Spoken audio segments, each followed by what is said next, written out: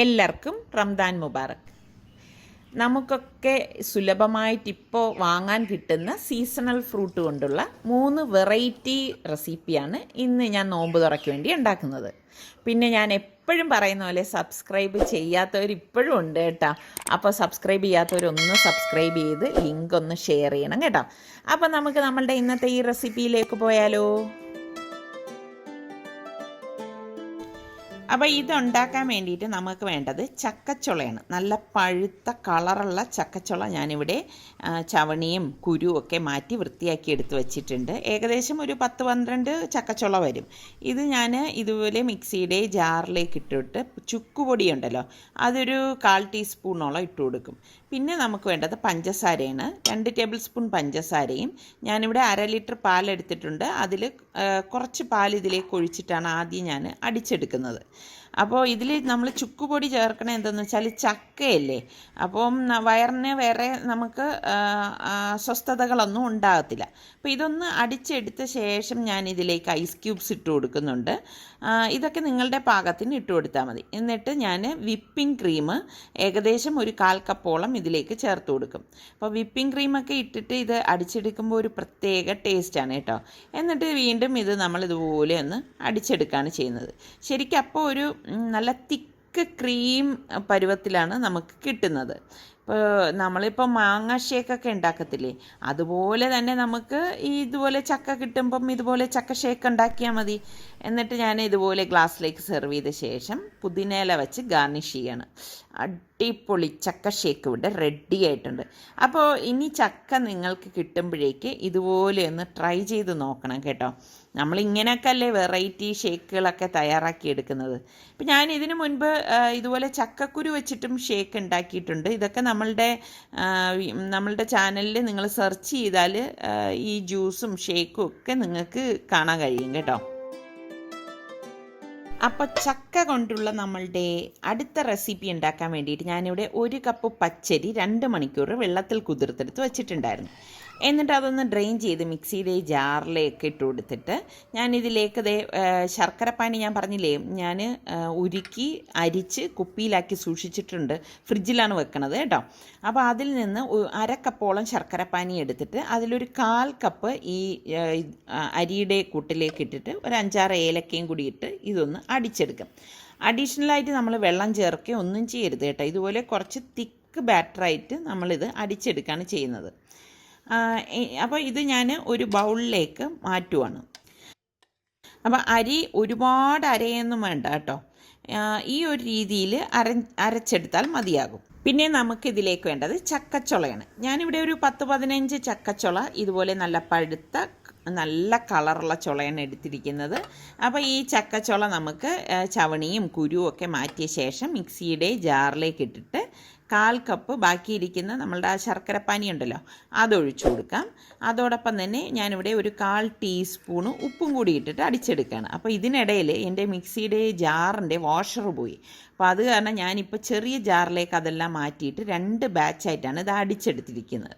അപ്പോൾ ഈ അടിച്ചെടുത്ത ഈ ചക്കയുടെ കൂട്ട് നമ്മൾ ഈ അരച്ച് വെച്ചിരിക്കുന്ന അരിയുടെ മിക്സിങ്ങിലേക്ക് ഒഴിച്ചു കൊടുക്കണം. എന്നിട്ട് ഈ ചുക്കുപൊടി ഉണ്ടല്ലോ അതൊരു 1/2 ടേബിൾ സ്പൂണ് ചുക്കുപൊടി ഞാനിതിലേക്ക് ഇട്ട് കൊടുക്കുകയാണ്. പിന്നെ ഇതോടൊപ്പം തന്നെ ഞാൻ ബേക്കിംഗ് സോഡ 1/4 ടീസ്പൂൺ പിന്നെ 1 ടീസ്പൂണോളം ഏലക്കാപ്പൊടിയും കൂടി ചേർത്ത് കൊടുക്കുന്നുണ്ട്. എന്നിട്ട് കൈ കൊണ്ടെല്ലാം ഇതെല്ലാം നന്നായിട്ടൊന്ന് മിക്സ് ചെയ്ത് കൊടുക്കണം. അപ്പോൾ നമ്മൾ അരി അരയ്ക്കുമ്പോൾ ലൂസായി പോരുതെന്ന് പറയാൻ കാരണം ഇതാണ്. പിന്നെ ഇത് കണ്ടോ, നമ്മളിത് കുഴച്ചെടുക്കുമ്പോൾ ഈ ഒരു പരുവത്തിൽ വരണം. പിന്നെ ഇതിലേക്ക് നമ്മൾ ഏകദേശം 1 ടേബിൾ സ്പൂണോളം നെയ്യ് ഞാൻ ചേർത്ത് കൊടുത്തിട്ട് ഒന്ന് മിക്സ് ചെയ്യുന്നുണ്ട്. നെയ്യ് ചേർത്ത് കൊടുക്കാൻ കാരണം എന്തെന്ന് വെച്ചാൽ അങ്ങനെ ചേർത്ത ശേഷം നമ്മളിത് ഉണ്ടാക്കുമ്പോൾ ഒരു പ്രത്യേക ടേസ്റ്റാണ് കേട്ടോ. അപ്പോൾ ഇത് അടച്ചിട്ട് ഒരു 4 മണിക്കൂറെങ്കിലും റെസ്റ്റ് ചെയ്യാനായിട്ട് മാറ്റി വെക്കുന്നുണ്ട്.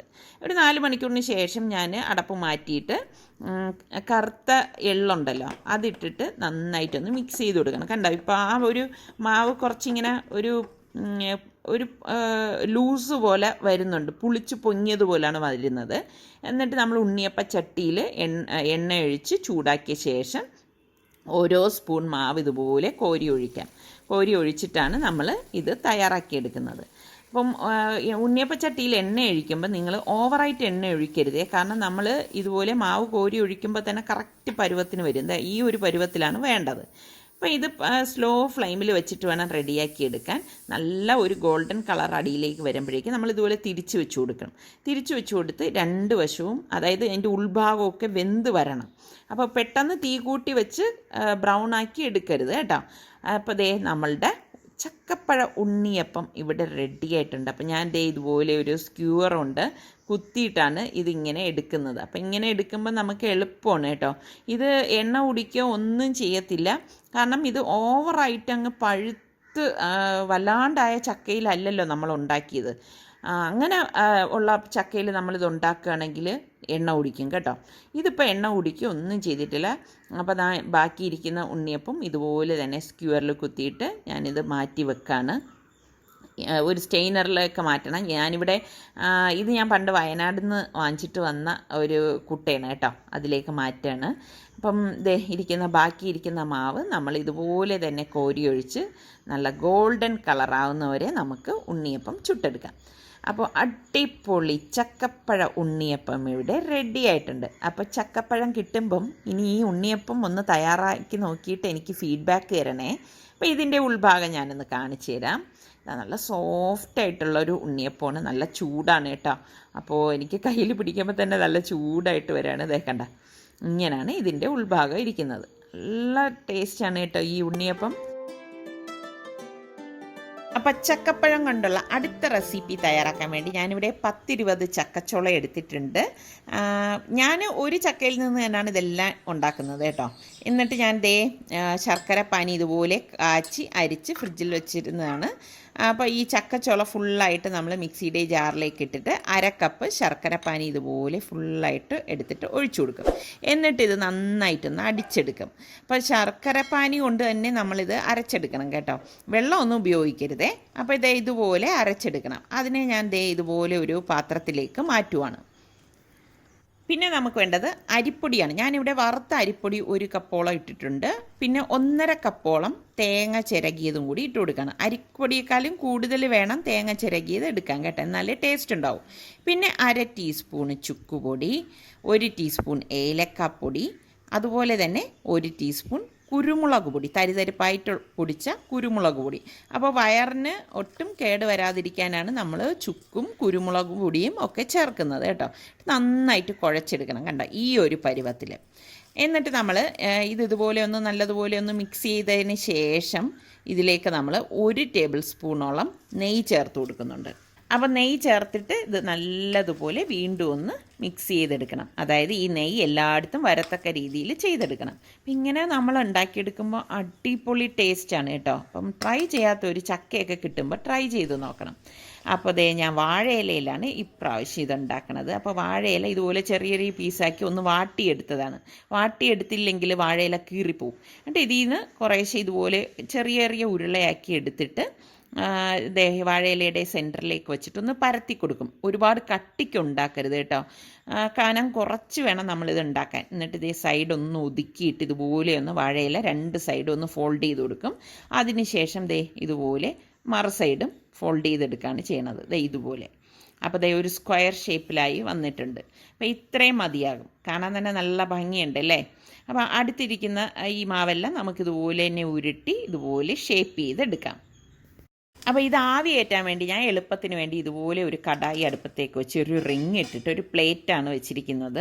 ഇതിലേക്ക് ഞാൻ 2 ബാച്ചായിട്ടാണ് ഇത് ആവി കയറ്റാൻ പോകുന്നത് കേട്ടോ. കാരണം എൻ്റെ പ്ലേറ്റ് കണ്ടോ, ചെറിയ പ്ലേറ്റാണ്. ഞാൻ ഇതിൽ ഒരു 4 എണ്ണമൊക്കെ വെച്ച് കൊടുക്കും. വെച്ച് കൊടുത്ത ശേഷം നമ്മൾ ഇത് അടച്ചിട്ട് ഒരു 20 മിനിറ്റ് ആവി കയറ്റിയെടുക്കും. അപ്പോൾ 20 മിനിറ്റ് കഴിഞ്ഞപ്പോൾ സംഭവം റെഡി ആയിട്ടുണ്ട്. നല്ല മണം വരികയാണ്. അടുത്ത ബാച്ച് ഞാൻ ഇതുപോലെ വെച്ച് കൊടുക്കുകയാണ് കേട്ടോ ആവി കയറ്റാനായിട്ട്. അപ്പം അടിപൊളി ചക്കയപ്പം ഇവിടെ റെഡി ആയിട്ടുണ്ട്. അപ്പോൾ എന്താ മണമാണെന്നറിയാവോ, ഞാനിതൊന്ന് തുറന്ന് കാണിച്ചു തരാം കേട്ടോ. സൂപ്പർ ടേസ്റ്റുമാണ്. അപ്പോൾ ട്രൈ ചെയ്യാത്തവർ ഈ രീതിയിലൊന്ന് ട്രൈ ചെയ്ത് നോക്കിയിട്ട് എനിക്ക് ഫീഡ്ബാക്ക് തരണേ. അപ്പോൾ ഇതിന് മുൻപുള്ള എപ്പിസോഡിൽ ഞാൻ പറഞ്ഞില്ലായിരുന്നു അൻസാറിക്ക് 17 കിലോ ഉള്ള ചക്ക വാങ്ങിച്ചെന്ന്. ആ ചക്കയാണ് ഇവിടെ മുറിച്ചുകൊണ്ടിരിക്കുന്നത്. അപ്പം ഈ ചക്കയിൽ നിന്നുള്ള 3 വിഭവങ്ങളാണ് ഇന്ന് ഞാനിവിടെ ഉണ്ടാക്കിയത്. ഇതിൽ ഏത് റെസിപ്പിയാണ് നിങ്ങൾക്കിഷ്ടമായതെന്ന് ഒന്ന് കമൻറ്റ് ചെയ്യണേ. അതുപോലെ തന്നെ നമ്മളുടെ ചാനൽ ഇനിയും സബ്സ്ക്രൈബ് ചെയ്യാത്തവരുണ്ടെങ്കിൽ സബ്സ്ക്രൈബ് ചെയ്യാനും ആ ബെല്ലൈക്കൺ ഒന്ന് പ്രസ് ചെയ്യാനും മറന്നു വരുതേ.